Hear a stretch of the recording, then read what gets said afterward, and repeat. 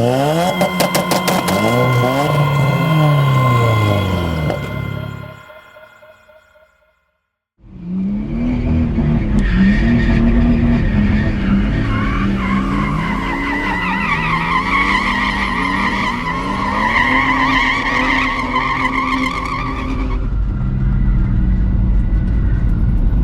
much torque.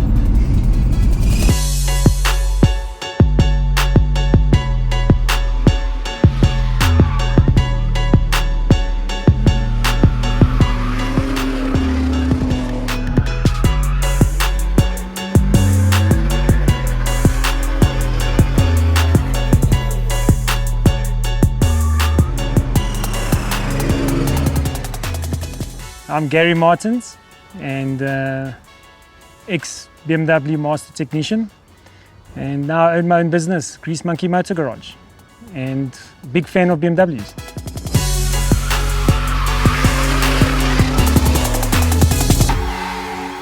So this is my 220 diesel build. What I've done is taken a 220 diesel, made it an M2 look, M2 competition front, and added a big ass Diesel 50d motor, hybrid all three turbos, nitrous and water meth.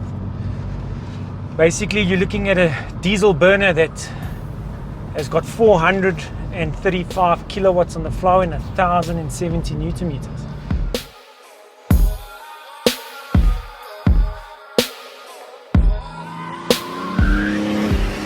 What I was noticing in the industry is diesels becoming obsolete. So electricals coming, hybrids coming, and diesels eventually they're not going to be manufacturing diesel anymore. So what I wanted to do was to be known as the last diesel track race car, as one of the fastest out in South Africa. So I've always had this racing in me through my father and my family that used to own BMW dealers. I started off with a 40D conversion on a 1 Series, and I was looking for more. And the 1 Series was more of a drag car, not a track car. And I decided to do the Samola hill climb. And the only way to enter into that is to make something that's really special. So I said, let's do this. This project is the one.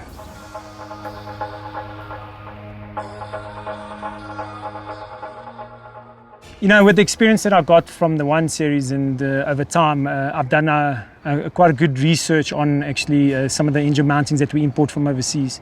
And we were able to fit it without any modifications to the body. Quite close to the right side of the firewall was the big turbo, where we had to just adjust the big turbo, give a few shavings off. And yeah, with the play on the motor, leaning left and right, no problems at all. Standard steering rack. I kept the eco mode, sports, the regional management systems. So I can use this car as a daily, and at the moment I'm actually driving it as a daily, getting the temperatures, studying the oil cooling system. As on the track, we're still having a bit of issues with heat, and looks like within this week we'll have it sorted out. So the car is basically 2 versions, or call it 3 versions. I can actually drive it as a normal road car with the M3 seats that I've modified and fitted. And then with the seat that I'm sitting in now, we can actually fit it, take the spare seat out for lightweight, and readjust the suspension, turn it into a track car with the extra semi-slick wheels. And then the third version is I can just put the drag Mickey Thompsons on and drag the car with the nitrous.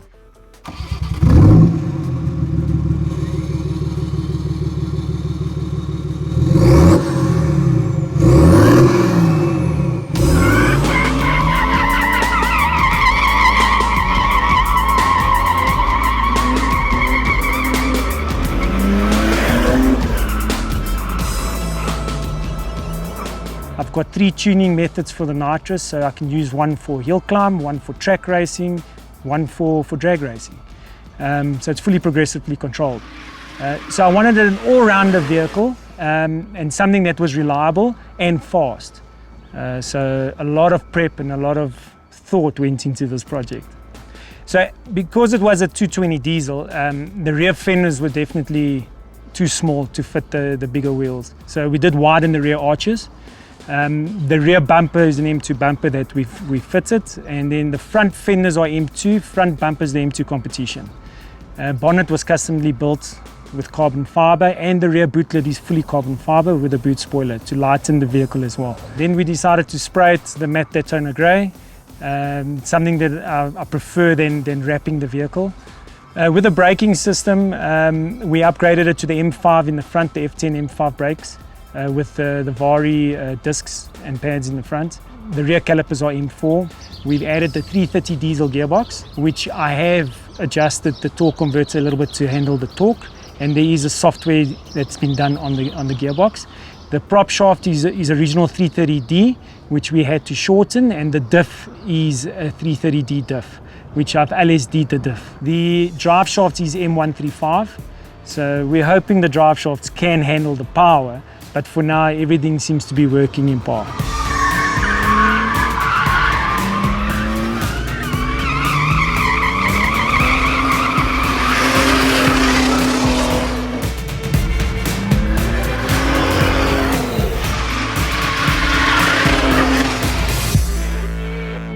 Another thing that helps to lighten the vehicle, we removed the rear seats, then we've did a bolt-on roll cage. With regards to the exhaust, we running an 86mm right through, straight pipes, no silencers. We did ceramic coat the downpipe for heat extraction.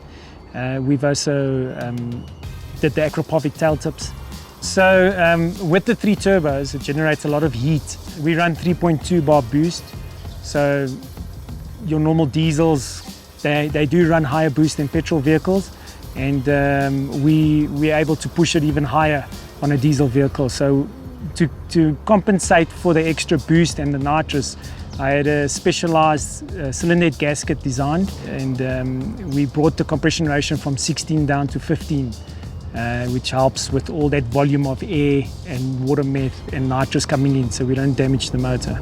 So with the heat situation, we run 3 water radiators with an external water cooler.